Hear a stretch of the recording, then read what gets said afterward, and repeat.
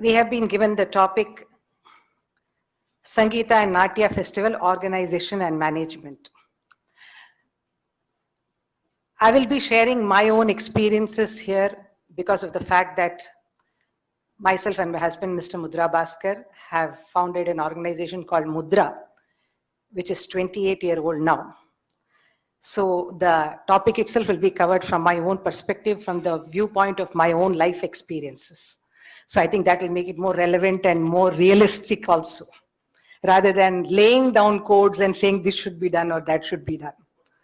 So well, when we started in 1995, the Sabha, already there were many very popular Sabhas in the field, doing very well in fact. So a very senior secretary came and asked us, when there are so many Sabhas, why do we need another one? That was the first question. And 28 years back, I was rather young at that time. So the first challenge was to show to the cultural world that we are not yet another Sabha, but we are going to be something very different. It was a big challenge for us because first thing, of course, as against government organizations, the funding quotient, we started off with zero, to be honest. We didn't have any money in my hand. We were just newly married then. And but the burning desire to do something for the society, in terms of contributing something valuable and meaningful, and that is what made us start the Sabha. So over the years, every time it has been that there has been the benchmark that we are not just another organization going into organizing festivals and just monotonous concerts one after the other. So that is what set us apart also, I could say. Now the first thing, of course, in the cultural field to maintain your reputation is that you have to keep within the traditional boundaries. That is very important. You can't cross that domain.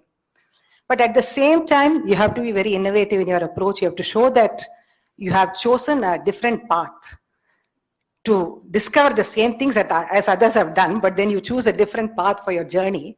And that is what makes you also very different. And so here, again, another very important point for any organization, I would say, is that we should not be doing things differently just for the sake of doing it different. That will lead you to nowhere. It should be a beautiful process of evolution where the outcome has to show something different, but the intention is not just like you start off and say that I want to do something different. And here I would say that the first festival that we organized, that itself was a very big, I would say, revolution in the sense of when every Sabha in the December festival was organizing the normal concert. That is what is happening even now. Of course, now thematic concerts are there.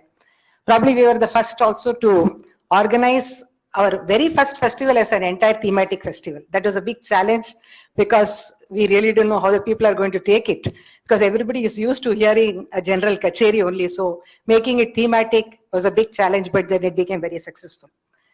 Now here, one point I want to share with you is that the first important thing for any Sabha is organizing of meaningful events of Carnatic music. First thing is mere passion is not enough. We should have a good knowledge of the system, a lot of thought and research, and a deep passion to keep things going amidst all odds. Remember, this is an honorary job. It does not fetch you any remuneration, but it's more a labor of love and a passion for the art that keeps you going. And this has also involved sacrifices at different levels. Let me tell you that, because especially when we started the organization, any organization for that matter, when you really want to take it to good heights, we did not know what was day, what was night, what was family. So many sacrifices were made. So for any organization, why I'm sharing is that in the initial stages, this kind of input is very important for the blossoming of the Sabha. And here I would also like to share with you the fact that we were, like, as I said, always looking at trying to be innovative in the sense that how can we make the whole content more presentable and interesting to people. So in that context, we have tried out many experimentations, like we organized many festivals like the Vanraga Vankriti Festival, Tala Festival, Pallavi Festival, Tukada Festival, Janaka Janya Festival, and so many conferences, workshops, and of course, the main project which all of them were talking in the music education, that is also a pioneer, I would say we were, in terms of what we had devised as called as the MAP, Music Appreciation Program.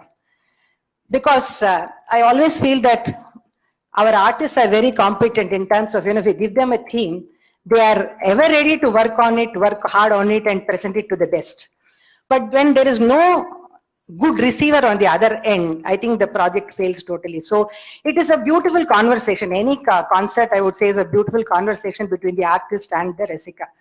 So in the conversation, like if I'm going to speak in Japanese and you're going to sit there and not be able to understand, it's the same situation actually. So that wavelength is very important, and that's where we started organizing this music appreciation programs. I'm happy to share that more than 10,000 people we have covered through this program, where it is where we make the Rasikas understand that the end purpose of music listening is all about appreciation, enrichment, enlightenment. When you understand that, you don't think of what you gain from a concert.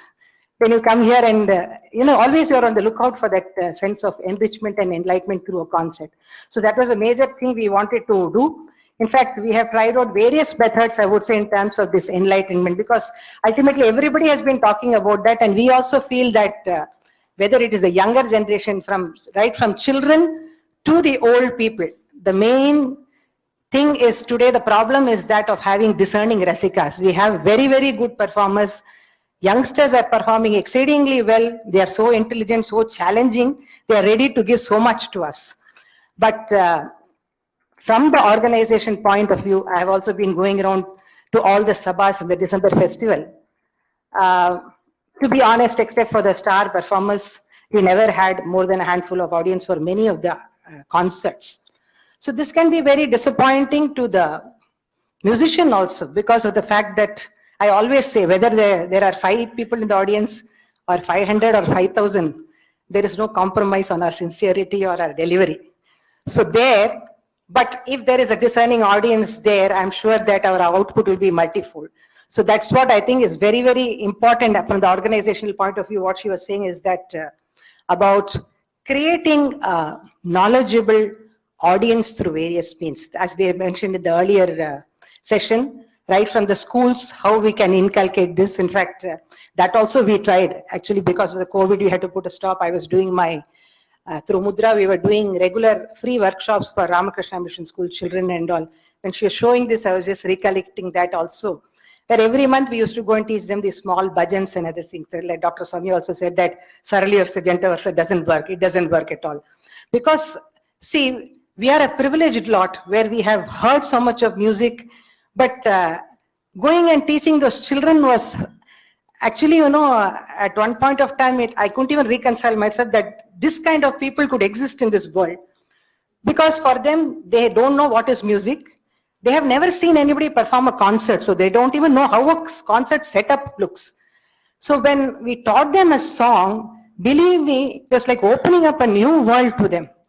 And every month after I used to finish and come out, the question was, Akka, ninga appro eppo varuvinga?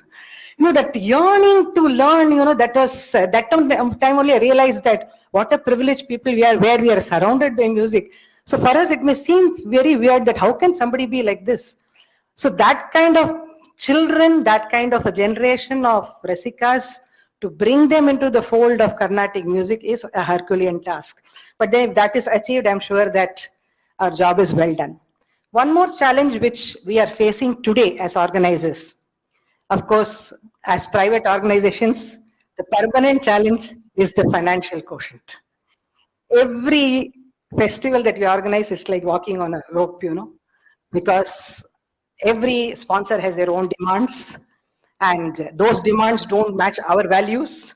So sometimes, many times, I would say, honestly, we have said no to some sponsors because of the fact that they didn't fit into the kind of value system that we wanted to project. So this is a very tough situation where they offer you big money, but they lay down certain rules and say, these are the artists to be featured.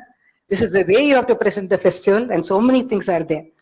But My husband is a much more perfectionist, I would say. I would at least be like, wavering. Seri pannalama, avdina. He will say, no. We are following one path. Come what may, whatever be the odds, whatever be the hurdles, we have chosen a path until the last. The journey should be only on that path.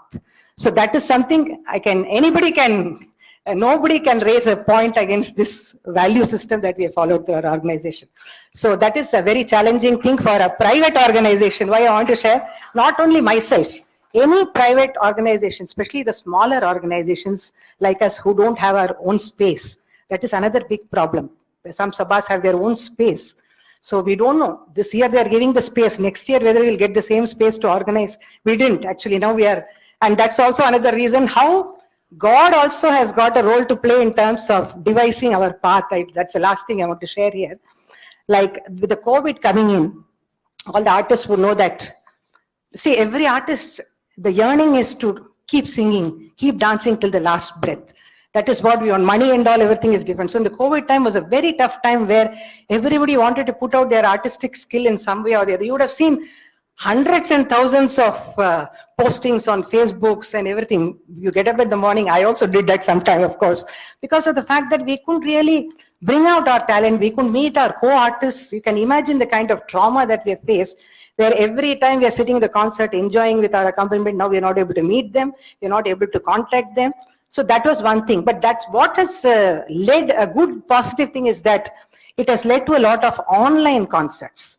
So now that is the path that we have adopted for the last 1 year, where we have totally moved online.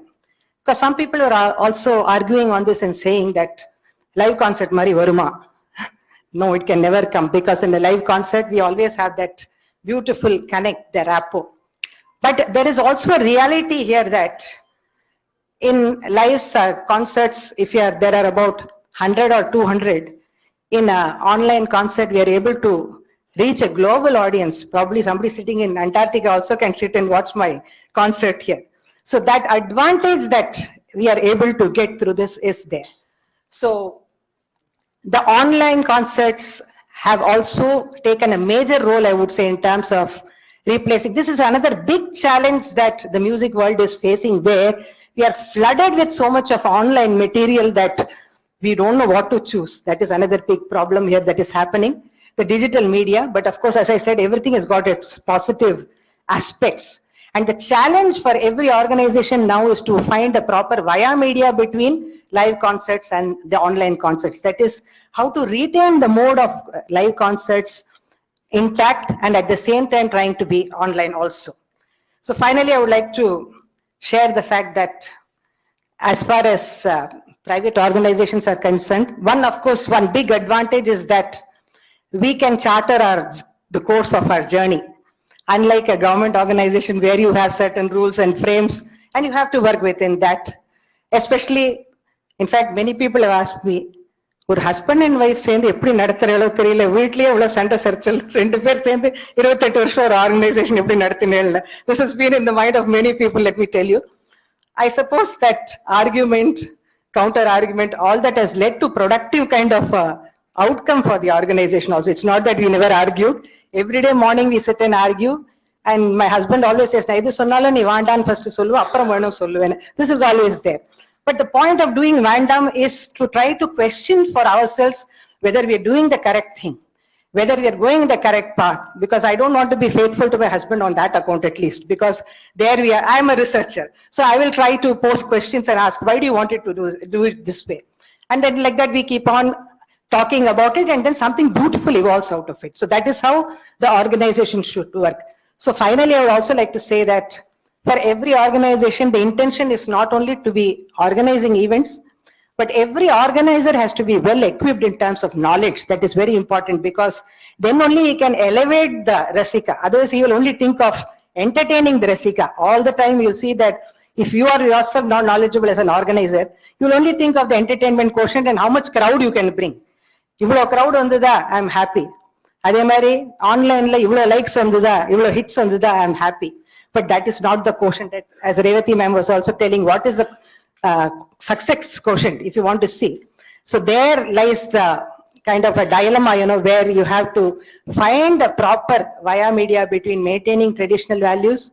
Of course, entertainment is the basic thing. Without entertainment, arts cannot survive. So I won't say that entertainment is a bad word. Many people say entertainment, the music again. First step for bringing somebody into the fold of music itself is entertainment. Then you may talk about enlightenment, enrichment, or enhancement, or whatever, and then finally the peace of mind, everything comes next. But first, to gain that interest, it has to be entertaining. So for that, we have to work out. So this is a very, very vast topic, and I probably could, 28 years of experience cannot be summed up in the matter of 10 minutes. But I wanted to just share my views that running a private organization has its own challenges. But nevertheless, when you're able to fulfill whatever you dream of, can be a very gratifying and satisfying experience. Thank you very much. Namaskar.